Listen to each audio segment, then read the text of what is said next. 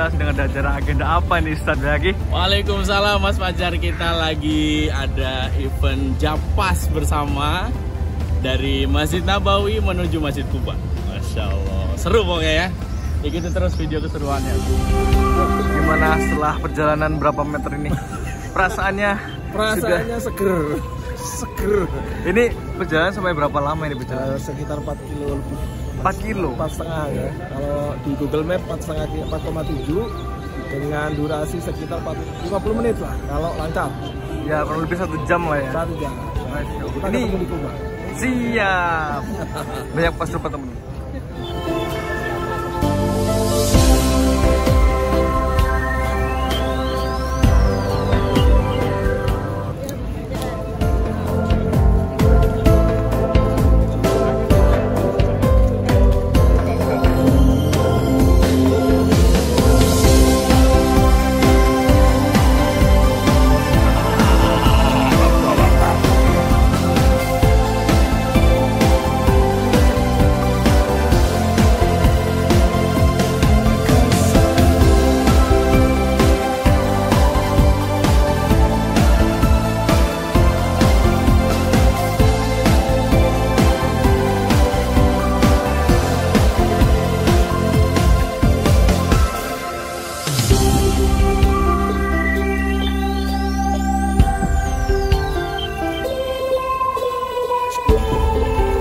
Bagaimana perjalanan hari ini? Luar biasa. Luar biasa. Sudah kelihatan Setengah jam. setengah jam. Masya Allah. Japas campur ranpas. Assalamualaikum warahmatullahi wabarakatuh, teman-teman sekalian.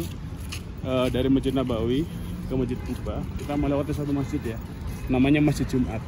Iya. Walau alam, konon katanya di sini adalah tempat Rasulullah SAW dulu waktu di Kuba selama 4-5 hari melewati hari Jumat.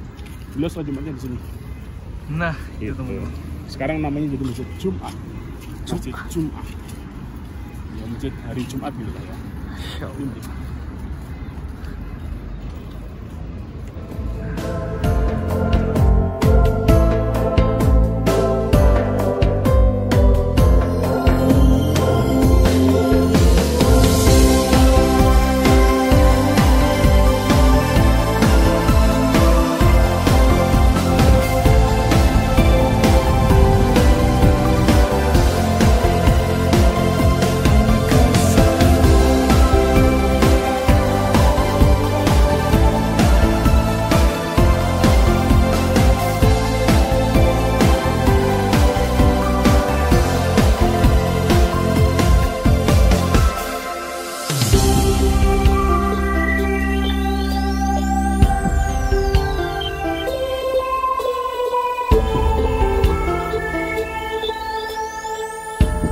Sekalian, kali ini kami sedang ada kunjungan di kebun kurma yang jadi pasar kurma ya.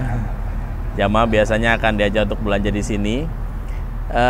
Tapi ada sisi menarik yang perlu kita ambil pelajarannya dari pohon kurma.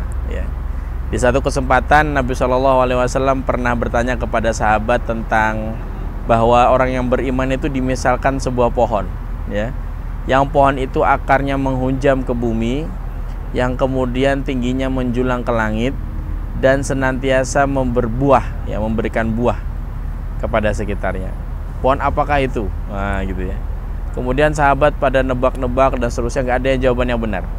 Abdullah bin Umar, anaknya Umar bin Khattab radhiyallahu taala anhuma, itu batin sebenarnya. Dia punya batin ini kayaknya pohon kurma ini gitu ya. Cuman dia nggak berani jawab karena dia lihat ini banyak senior-senior dia ya, ada Umar, ada Abu Bakar, ada sahabat-sahabat yang lain. Akhirnya kemudian Nabi SAW jawab bahwa pohon itu adalah pohon kurma, gitu ya. Pohon itu adalah pohon kurma. Abdullah kemudian mengatakan kepada bapaknya Umar, saya sebenarnya pengen jawab itu. Kata Umar bin Khattab, demi Allah saya lebih suka jika kamu yang jawab itu, kata Umar bin Khattab ya. Bangga maksudnya kalau anaknya jawaban benar ya. Nah, menarik di sini ya, sahabat sekalian, bagaimana Nabi SAW memisalkan orang beriman itu dengan pohon kurma. Karena pohon kurma itu adalah pohon yang dia Masya Allah gitu ya. Saat dia menghujam ke bumi akarnya, dia akan menarik air ke daratan sehingga kemudian daratan itu menjadi subur. Dan di Madinah terbukti ya, Madinah area subur adalah area kebun kurma. Kemudian setelah itu teman-teman sekalian, manfaatnya tidak hanya kemudian di buahnya. Pokoknya kita tahu, batang kurmanya, kita tahu Masjid Nabawi pertama kali dibangun dengan batang pohon kurma. Atap-atap Masjid Nabawi dulu menggunakan pelepah-pelepah kurma, gitu ya. Ini luar biasa sekali, termanfaatkan maksimal. Kemudian tidak hanya itu, buahnya teman-teman sekalian, begitu dia muncul, dia langsung bisa dipanen, bisa langsung bisa dimakan, bisa langsung bisa dikonsumsi, bisa langsung bisa dijual, tanpa harus proses pengolahan. Dan keluar terus setiap tahunnya. Ini permisalan yang luar biasa oleh Nabi SAW. Nabi SAW ingin menggambarkan bahwasanya seorang mukmin itu yang pertama, dia menghujam ke bumi, kuat akidahnya, keyakinannya, tidak mudah goyah. Pohon kurma teman-teman sekalian tidak ada yang tumbang karena hanya diterpa oleh angin kencang ya. Pohon kurma adalah pohon yang sangat kuat sekali pokoknya. Kemudian dia menjulang tinggi ke langit dan dia memberikan tebaran manfaat setiap saat dan kepada siapapun yang dekat dengannya. Saya saat ini berada di sekitar pohonan kurma dan Masya Allah menikmati rindangnya pohon-pohon kurma ini.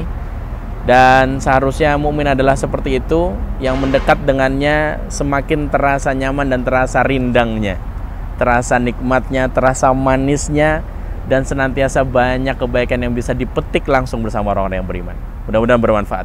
Sallallahu ala nabiyina Muhammad wa ala alihi washabihi ajmain.